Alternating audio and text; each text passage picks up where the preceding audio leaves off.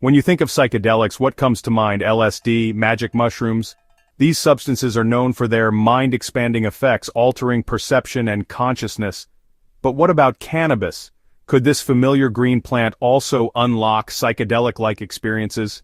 Today, we're diving into Psychedelics Today Podcast episode 569, where host Victoria and guest Max Montrose, founder of the Trichome Institute, explore this very question. The answer might surprise you.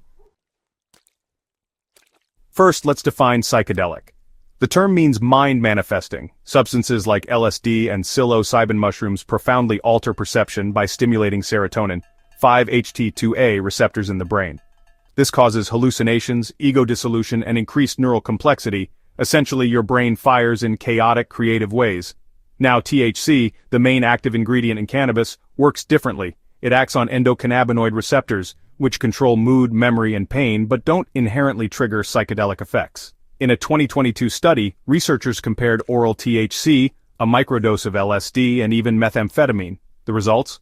Only LSD significantly increased brain complexity, a key marker of psychedelic action. But here's the twist. While THC doesn't match LSD in pure brain activity, it still alters consciousness. Participants in the study rated their cannabis high as more intense than the microdose of LSD. Some even experienced anxiety, paranoia, and deep introspection. So if cannabis isn't technically a classic psychedelic, why do so many users describe trippy, surreal experiences? According to Max Montrose, cannabis isn't one-size-fits-all. It can be a mild buzz, barely noticeable, or a mind-shattering, reality-bending trip. He argues that high-potency edibles or concentrates can induce sensory shifts and even mystical states comparable to psychedelics. But it's not just about dosage, it's also about setting, and strain selection. This brings us to interpenning, a technique Montrose developed to predict cannabis effects based on smell.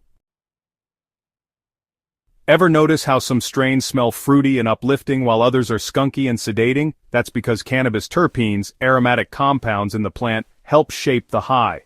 Montrose believes that fresh, pungent cannabis produces stronger, more psychedelic effects. One key compound? Indole, also found in magic mushrooms. If your cannabis has that musky, earthy smell, it might hint at psychedelic potential. Beyond the plant itself, your mindset and environment play a huge role. Psychedelic researchers emphasize set and setting, your mental state and physical surroundings. Montrose takes it further, adding skill set, the ability to navigate altered states.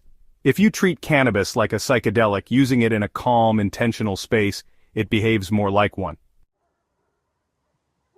Many users report spiritual insights, creative epiphanies, and even ego dissolution after deep cannabis sessions. But if you use it casually without intention, you might only experience a dull buzz. One big issue?